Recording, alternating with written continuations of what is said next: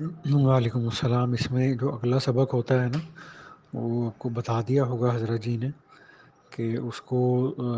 سلطان الاذکار بھی کہتے ہیں، اور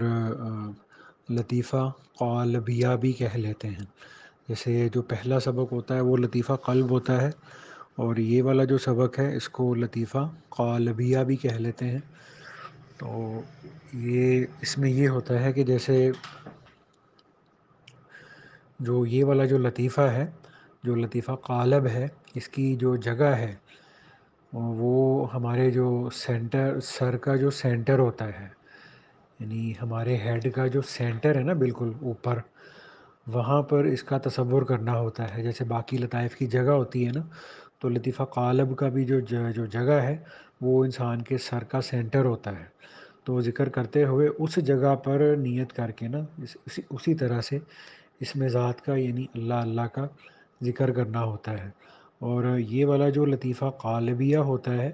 یہ آگے 4 عناصر کا مجموعہ ہوتا ہے۔ یہ جیسے انسان جو ہے نا وہ مادی اعتبار سے کہہ لیں کہ جو 4 ایلیمنٹس کا مجموعہ ہے نا، کہ آگ، پانی، ہوا اور مٹی۔ تو اس سبق میں یا لطیفہ قالبیہ کے سبق میں،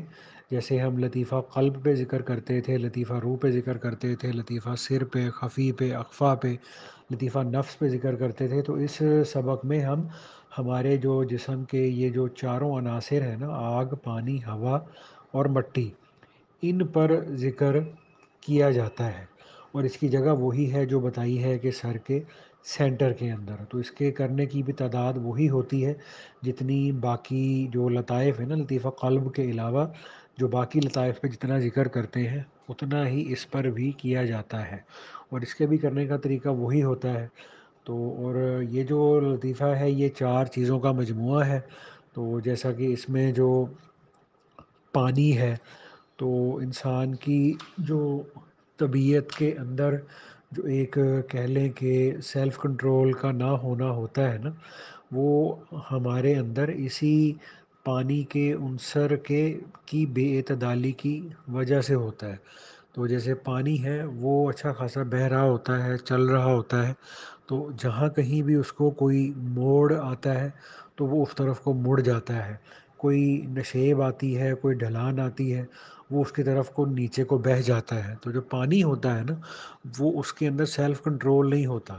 تو اسی پانی کے عنصر کی وجہ سے جو ہماری طبیعت، ہمارا مزاج، ہمارا دل، ہماری روح، ہمارا نفس ہے نا، اس کے اندر بھی جو سیلف کنٹرول کا نہ ہونا ہے نا، وہ بھی اسی پانی کے عنصر کے اعتدال پہ نہ ہونے کی وجہ سے ہوتا ہے۔ اور اسی طرح سے جو، اور پھر اس کے اندر آگ بھی شامل ہے ان 4 عناصر کے اندر۔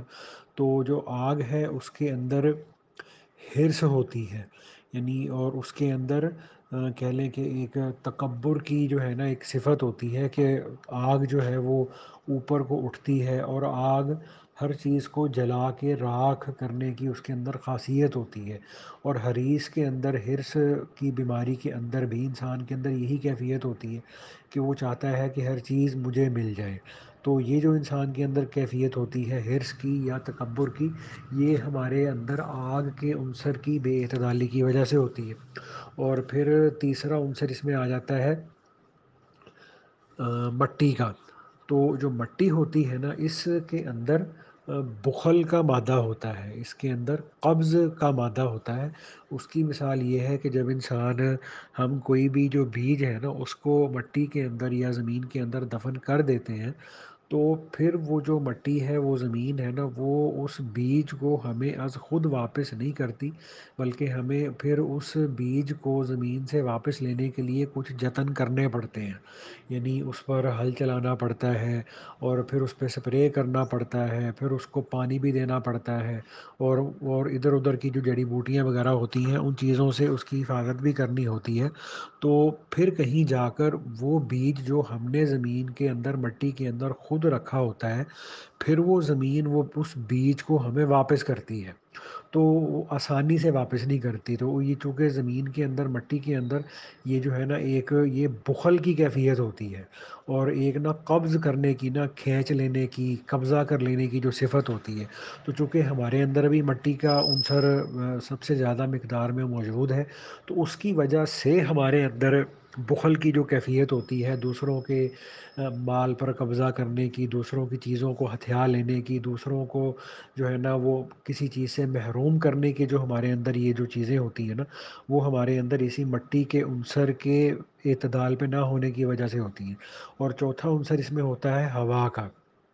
تو جو ہوا ہے نا، اس کی یہ خاصیت ہوتی ہے کہ وہ یہ چاہتی ہے کہ وہ ہر جگہ موجود ہو، تو جہاں کہیں بھی تھوڑا سا بھی جو ہے نا وہ جگہ، کوئی اسپیس ہوا کو ملتی ہے، تو ہوا جو ہے نا وہ ادھر کو نکل جاتی ہے، اور زمین کے مطلب یہ دروازے کے نیچے تھوڑے سا درز موجود ہو تو وہ وہاں سے اندر گھسنا شروع ہو جاتی ہے، روشن دان تھوڑا سا کھلا رہ جائے تو وہ اس کے اندر سے اندر گھسنا شروع ہو جاتی ہے۔ تو گویا کہ یہ جو ہوا کا عنصر ہے نا، اس کے اندر ایک اپنی جو ہے نا وہ شہرت کا اور اپنی